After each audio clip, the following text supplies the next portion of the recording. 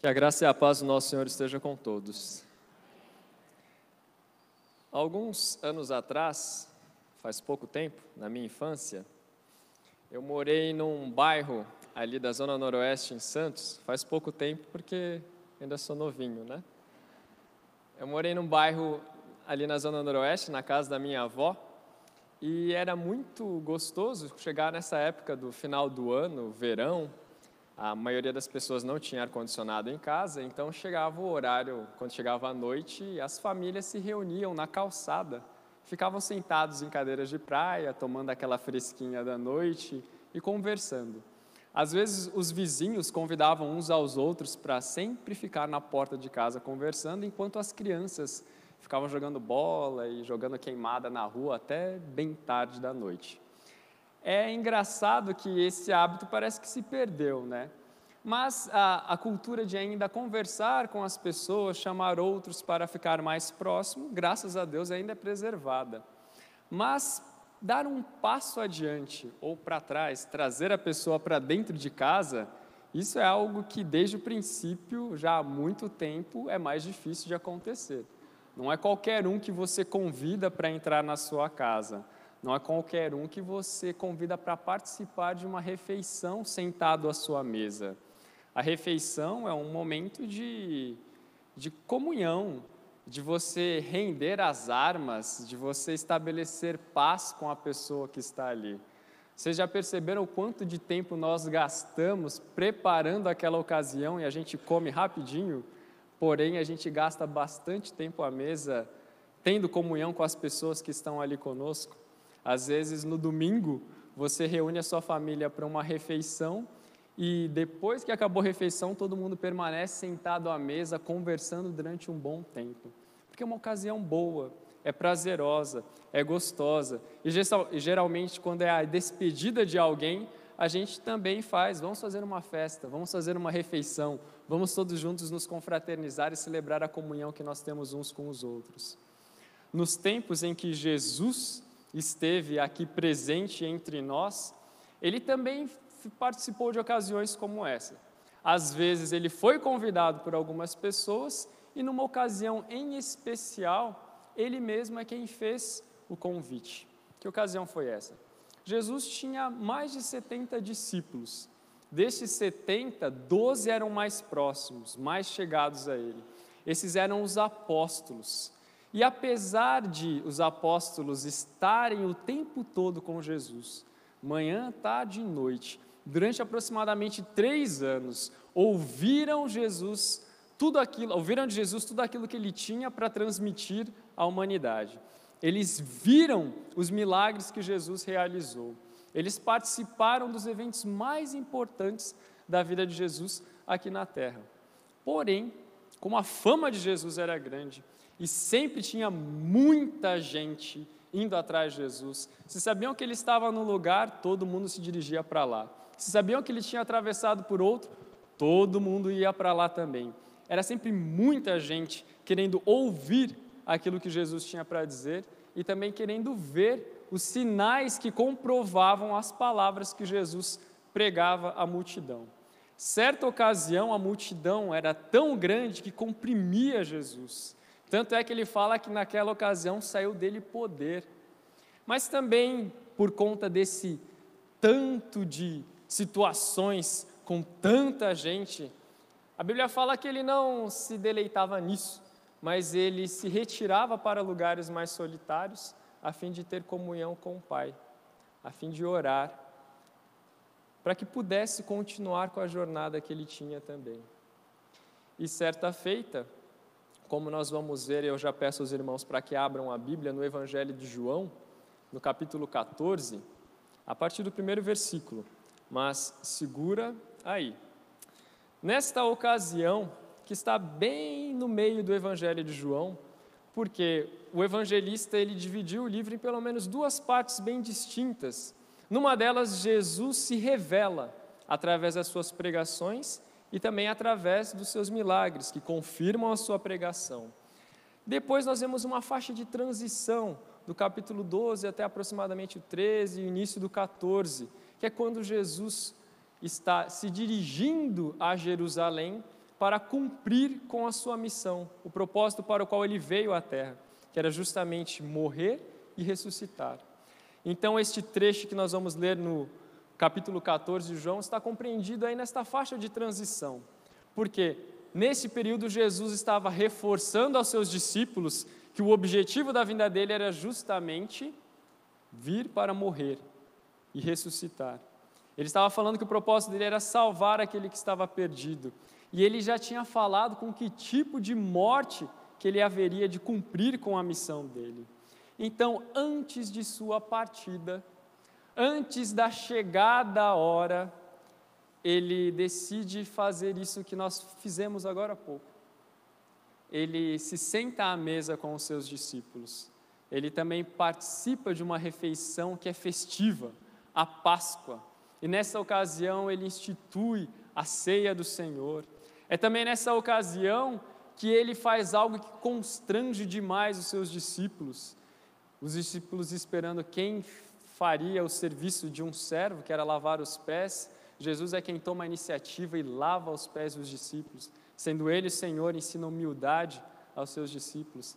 É também nesta ocasião, desta refeição, que Jesus aponta aquele que haveria de traí-lo. Ele molha um pedaço de pão e põe na boca daquele homem e diz para ele, aquilo que você tem que fazer, vai e faz logo. Essa ocasião foi repleta de coisas. Não é à toa que João gasta um bom número de capítulos contando a respeito deste momento, desta refeição, deste momento de intimidade que Jesus teve particularmente com os seus discípulos, somente aqueles 12 mais chegados.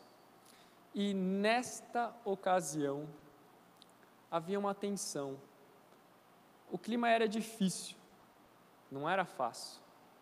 Jesus precisava agir no coração dos discípulos e ele começa justamente com uma palavra de conforto para eles, que nós vamos ler agora. João capítulo 14, a partir do primeiro versículo. Diz assim: Não se turbe o vosso coração. Credes em Deus, crede também em mim. Na casa de meu Pai há muitas moradas. Se assim não fora, eu vou-lo teria dito, pois vou preparar-vos lugar. E quando eu for e vos preparar lugar, voltarei e vos receberei para mim mesmo, para que, onde eu estou, estejais vós também. E vós sabeis o caminho para onde eu vou.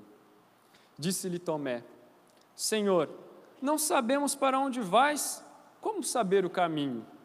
Respondeu-lhe Jesus: Eu sou o caminho e a verdade e a vida. Ninguém vem ao Pai senão por mim.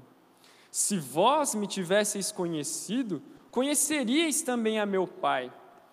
Desde agora o conheceis e o tendes visto. Replicou-lhe Filipe: Senhor, mostra-nos o Pai, isso nos basta. Disse-lhe Jesus: Filipe, há tanto tempo estou convosco e não me tens conhecido? Quem me vê a mim, vê o Pai. Como dizes tu, mostra-nos o Pai? Não crês que eu estou no Pai e que o Pai está em mim? As palavras que eu vos digo, não as digo por mim mesmo, mas o Pai que permanece em mim faz as suas obras. Crede-me que estou no Pai e o Pai em mim. Crede ao menos por causa das mesmas obras. Em verdade vos digo, que aquele que crê em mim fará também as obras que eu faço, e outras maiores fará também, porque eu vou para junto do Pai. E tudo quanto pedirdes em meu nome, isso farei, a fim de que o Pai seja glorificado no Filho. Se me pedirdes alguma coisa em meu nome, eu o farei. Jesus começa o seu discurso com os discípulos dando uma ordem, fazendo uma exortação, dizendo: não se turbe o vosso coração.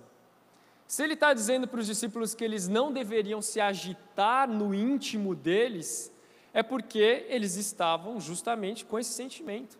Eles estavam perturbados, estavam incomodados algo dentro deles os mexia, comovia.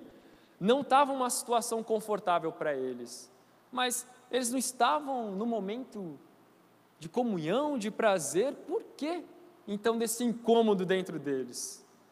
Nessa reunião de ceia, Jesus já tinha falado para eles que a hora dele estava chegando, que ele ia partir, que ele ia para junto do Pai e que os discípulos não poderiam segui-lo. Pedro até insistiu dizendo que iria com ele aonde fosse, mas ele disse que não, para onde eu vou, vocês não podem me acompanhar, vocês não podem ir comigo.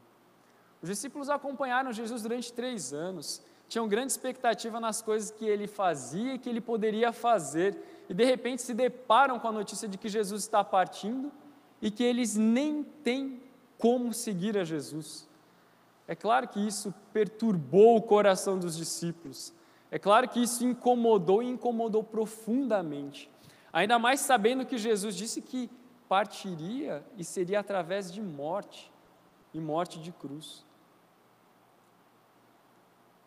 A gente fala, calma, não se perturba, para quem está incomodado. E geralmente para aquelas pessoas que, além de estarem num problema, ainda conseguem tornar o problema ainda maior. Já sofrem por antecipação, sofrem com ansiedade.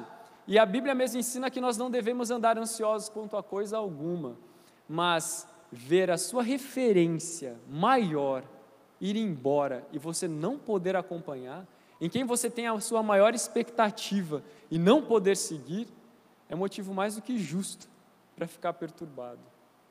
Mas se a gente for observar bem o cenário, quem deveria se preocupar mais e que de fato estava angustiado era o próprio Jesus. Nesta ceia, ele mesmo disse que a alma dele estava angustiada, que o espírito dele estava estremecido, porque ele sabia que se aproximava a hora de agonia.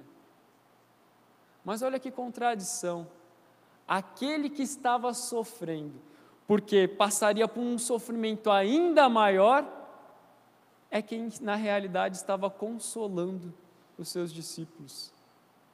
Jesus é que seria preso, não os discípulos. Jesus é quem seria crucificado, não seus discípulos. Ele quem estava angustiado de alma, mas ainda assim, como um bom pastor, como um servo, ele confortou, ele consolou os seus discípulos. A perturbação deles era pequena se comparada com aquela enorme que Jesus tinha, mas ainda assim, ele age em favor dos seus, dizendo, não se turbe o vosso coração. Parece que falar isso é fácil, não é? Calma, para. Mas o que vai trazer calma? O que vai trazer alívio real? O que pode fazer com que o seu coração não fique perturbado, mas tenha paz? Jesus ensina. A segunda ordem que ele dá nesse mesmo versículo é: credes em Deus, crede também em mim. A única forma de afastar a perturbação, a única forma de acalmar o espírito e não permanecer naquela situação, era de fato crer em Deus e crer em Jesus. A crença em Cristo, a fé em Cristo, é de fato a chave para a mudança de espírito que os discípulos tanto precisavam naquele momento. Por isso que Jesus é enfático: credes em Deus, crede também em mim. Para um judeu ouvir isso, pode soar um tanto quanto arrogante. Como pode um homem dizer que nós devemos crer em Deus e na mesma medida crer nele? Por acaso ele está se igualando a Deus? Por acaso ele está dizendo que tem tanto poder, tanta segurança para transmitir que nós podemos confiar nele? Isso soaria estranho, mas se este aqui que fala for o próprio Deus, ele tem toda a razão para dizer: credes em Deus, crede também em mim. O povo de Israel temeu a Deus através das obras que Deus fez na vida de Moisés para abençoar o povo. E o povo temeu também a Moisés. A palavra do Senhor mesmo diz que é preciso crer em Jesus para ter segurança e crer nos profetas para ter paz. Aquele homem, Moisés, foi usado pelo próprio Senhor, por isso que o povo poderia temê-lo. Os profetas eram boca do Senhor, por isso que o povo poderia dar crédito àquilo que os profetas diziam, porque eles não falavam de si mesmos, mas eles falavam a respeito daquilo que conheciam a partir do Senhor. E Jesus Cristo, aqui ele está falando, esse que é o Deus encarnado, aquele que é o Verbo vivo, que habitou entre os homens, ele fala com segurança, quer a paz que você precisa para acalmar a sua alma, crede em Deus, crede também em mim. A mensagem de conforto vai mais além, porque a partir do versículo 3 ele diz, versículo 2, na casa de meu pai há muitas moradas, se não fora, eu vou-lo teria dito, vou preparar-vos lugar. A gente não sabe se Jesus falou de maneira literal ou figurada, na casa de meu pai, mas o que nós sabemos é que aqui, por meio desta informação, o que ele está comunicando aos discípulos é que é possível sim ter comunhão com Deus, viver com Ele e permanecer com Ele. Esta relação nova que Jesus apresenta aos discípulos como possibilidade para eles, ou melhor, como promessa, é algo muito maior e melhor daquilo que a humanidade um dia já viveu. Nós costumamos dizer que no Éden tudo era perfeito, e de fato tudo era perfeito no Éden. Mas o ser humano tinha comunhão com Deus na viração do dia, quando Deus caminhava no meio do jardim e conversava com o homem. O que Jesus está apresentando é que na casa do meu Pai há muitas moradas. Onde Deus habita, é possível também habitar com Ele. É possível também se relacionar com Ele.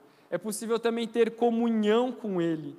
E Ele diz que vai para este lugar, está de partida, justamente para que os discípulos possam desfrutar dessa comunhão maior do que aquela que Adão teve quando estava no jardim. Vocês já pararam para pensar nesse privilégio? Vocês já pararam para pensar no que é poder habitar com Deus? Se você acha bom e quer se apressar o noivado para ter um casamento, porque quer conviver com aquela pessoa, imagine com Deus. Deus está, através do seu Filho Jesus, dizendo que há possibilidade de comunhão plena, constante, ininterrupta, eterna com Deus, o Pai. Jesus diz, não se turbe, creia, e creia que na casa de meu Pai há muitas moradas. Se fosse diferente disso, eu teria dito para vocês, mas o que eu estou dizendo é o que de fato acontece. Na casa de meu Pai há muitas moradas. E Jesus está de partida, não simplesmente porque está fugindo de alguma responsabilidade ou de alguma atribuição, muito pelo contrário, ele está partindo justamente para cumprir com a sua responsabilidade, com a sua atribuição, porque se ele não for, não haveria condição do ser humano morar com Deus. Jesus não partiu para o céu para construir casas, mas ele foi para o Pai como cumprimento da sua missão. Era necessário que ele morresse, era necessário que ele ressuscitasse, era necessário que ele subisse aos céus. E uma vez nos céus, estando assentado sobre um trono, à destra de Deus Pai, sendo todo-poderoso e que governa, tivesse condição também de fazer com que todo aquele que crê nele pudesse estar com ele para sempre. ele reforça aos seus discípulos que para onde ele vai, os discípulos já conhecem o caminho e não precisam se preocupar. Mas parece que esta mensagem não foi muito bem compreendida pelos discípulos. A pergunta que tanto Tomé quanto Filipe fazem denuncia a névoa que tinha na cabeça deles, mostra o quanto eles ainda estavam em dúvida, mostra o quanto eles ainda não haviam compreendido toda aquela situação, porque Jesus já tinha afirmado: vou para o Pai, vou para lá porque preciso ir preparar lugar para vocês, vou para lá, mas voltarei, eu retornarei justamente para receber vocês comigo. Ele deu todos os passos, mas Tomé faz a pergunta que parece fatídica. Ele diz: Senhor, não sabemos para onde vais? Como saber o caminho? Jesus acabou de dizer para onde vai, o que vai fazer, como vai fazer, o porquê daquilo, e Tomé ainda pergunta: Senhor, não sabemos para onde vais? Se a gente nem sabe para onde o Senhor vai, como é que a gente pode seguir? Se eu digo para vocês, todos estão convidados para vir na minha casa para uma festa, todo mundo aqui sabe chegar lá? Todos não sabem, porque nem todos sabem onde eu moro, então não tem como todos chegarem até a minha casa. Tomé está dizendo a Jesus: Jesus, a gente nem sabe aonde é esse lugar, para onde o Senhor vai, para onde o Senhor está partindo, como o Senhor pode afirmar para nós que nós sabemos o caminho? Jesus então responde de maneira bem enfática, não é dura, mas é para deixar bem claro e não haver nenhuma dúvida. Ele diz: eu sou o caminho, a verdade e a vida. Ninguém vem ao Pai senão por mim.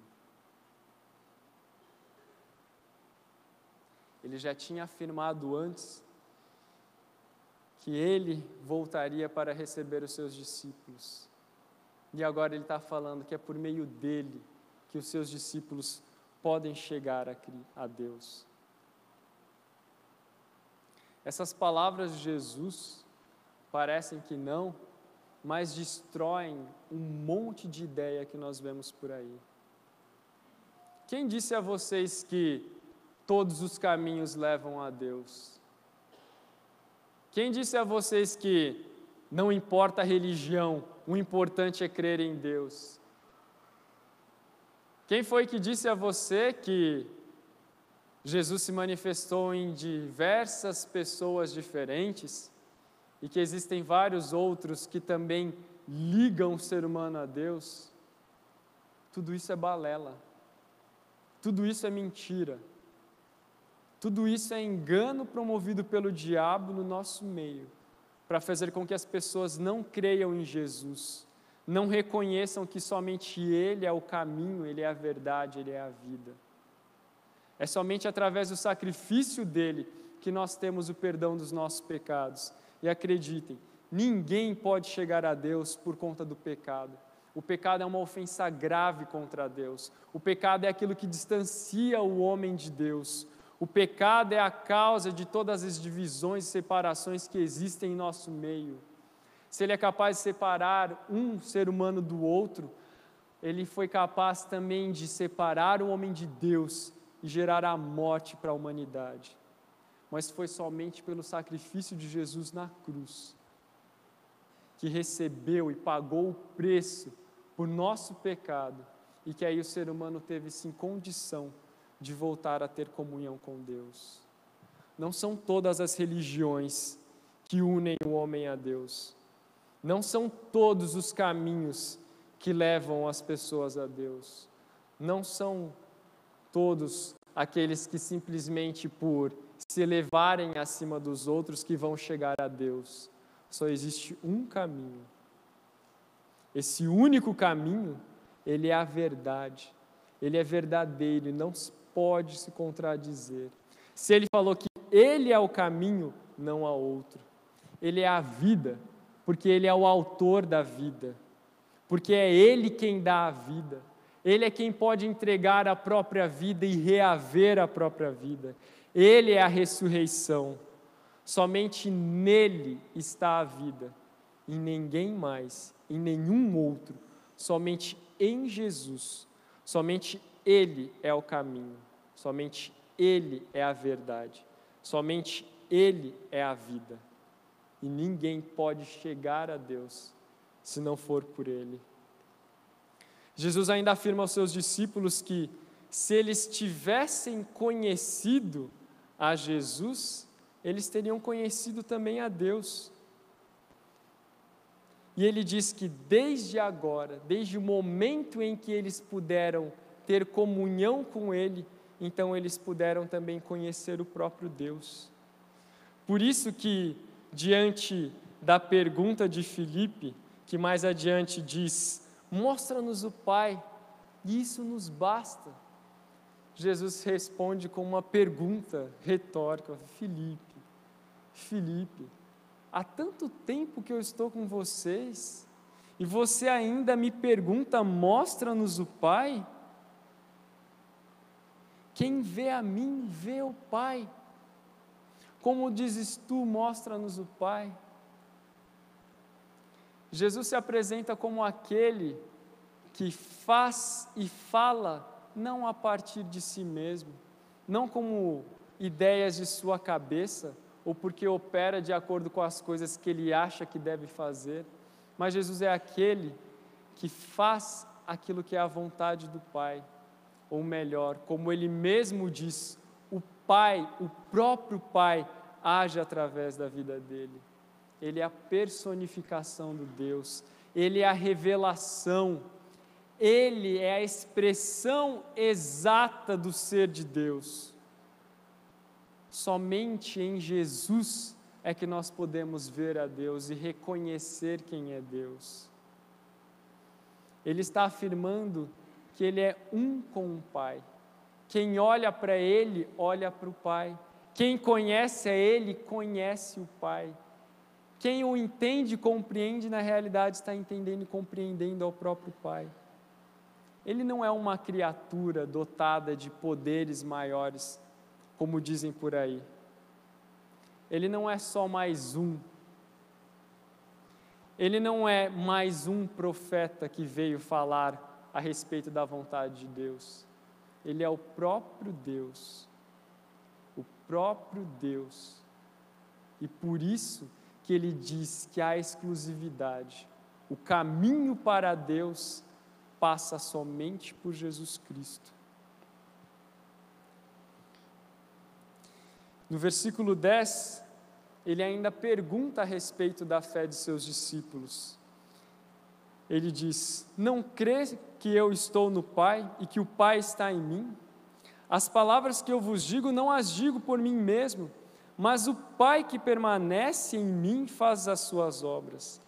Crede-me que estou no Pai e o Pai em mim, crede ao menos por causa das mesmas obras. Jesus reforça a necessidade que os discípulos têm de crerem em Jesus. Ele fala: se é difícil crer naquilo que eu falo a vocês, creiam pelo menos nas obras que vocês me viram realizar, porque tudo aquilo que eu fiz é cumprimento das promessas que dizem que o Filho de Deus viria para realizar. Se vocês não podem compreender as minhas palavras, se não guardaram, se não conseguiram ligar os pontos até agora, de que quem vê a mim, vê ao Pai, observem pelo menos as obras, que vocês foram testemunhas, que vocês contemplaram e sabem que dizem respeito de Deus, e que eu as realizei, e portanto elas mostram que eu e o Pai somos um, que mostram que quem vê a mim, vê o Pai. E por isso, porque os dois são um, porque Jesus Cristo é o Deus encarnado, é que Ele tem propriedade e pode falar: credes em Deus, crede também em mim. É por isso que Ele conforta os seus discípulos dizendo: se eu disse que não vou deixar vocês órfãos, se eu disse que vocês não sofrerão, Se eu disse que vocês não padecerão pela eternidade, mas gozarão da felicidade de ter comunhão comigo, isso é certo, isso vai acontecer. Muitos de nós temos medo, achando que a qualquer momento Jesus virá e que você será condenado. Poucas pessoas creem que eu, pecador, eu que constantemente estou fazendo aquilo que não devo, eu que volta e meia dou uma escorregada e acabo fazendo o que não bate com a palavra de Deus.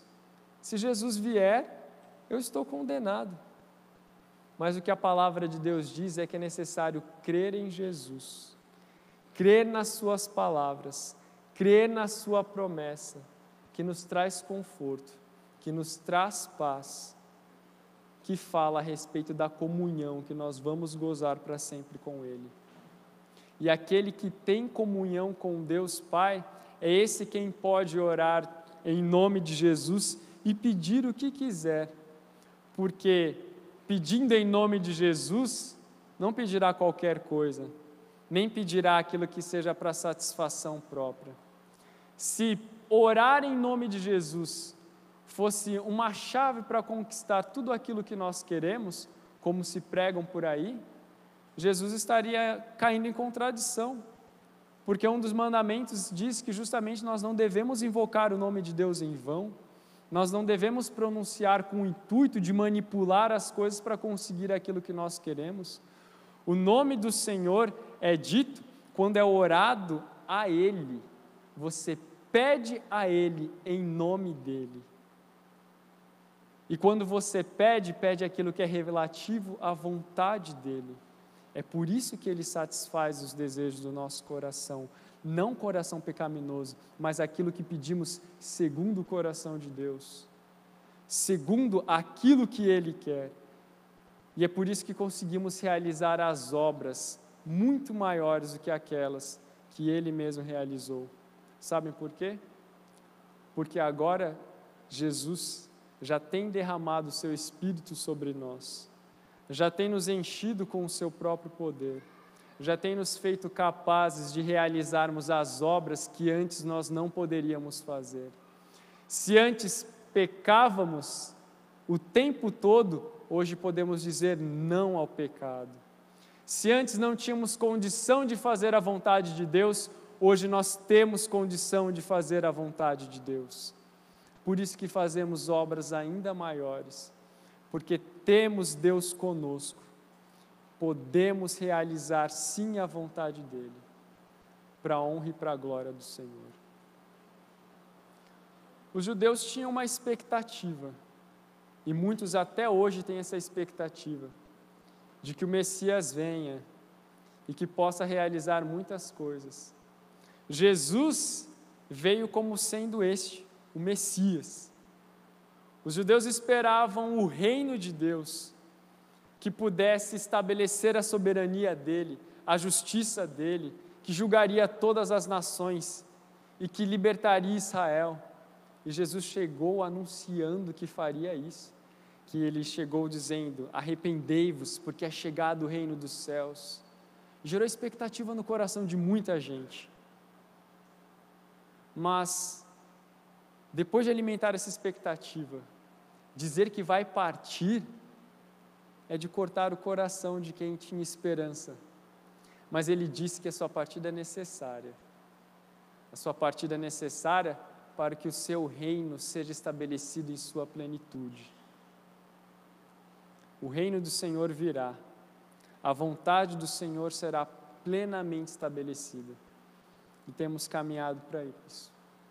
Porque assim como Ele disse que iria e foi, Ele também disse que voltaria. E nós aguardamos a sua vinda. E enquanto aguardamos a sua vinda, realizamos a sua obra, orando sempre a Deus, no nome do Senhor Jesus Cristo. Amém. Vamos orar ao Senhor. Senhor, te damos graças por sua palavra.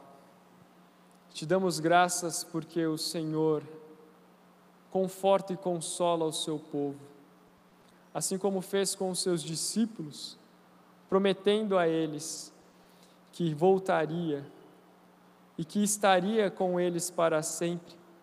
Cremos também, ó Senhor, que esta promessa é para nós e que estaremos também com o Senhor para sempre, que poderemos desfrutar da comunhão plena com o Pai e que não há nada que pode nos separar do amor com Ele. Nós agradecemos também, Senhor, porque foi-nos confiada a promessa, foi-nos dada a promessa de que poderemos sim realizar a sua obra, porque temos conosco o Senhor e oramos no seu nome.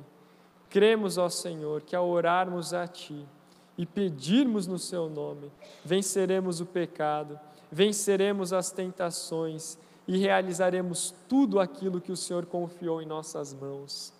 Aumenta a fé do seu povo, ó Deus. Faz com que a sua igreja creia na sua palavra.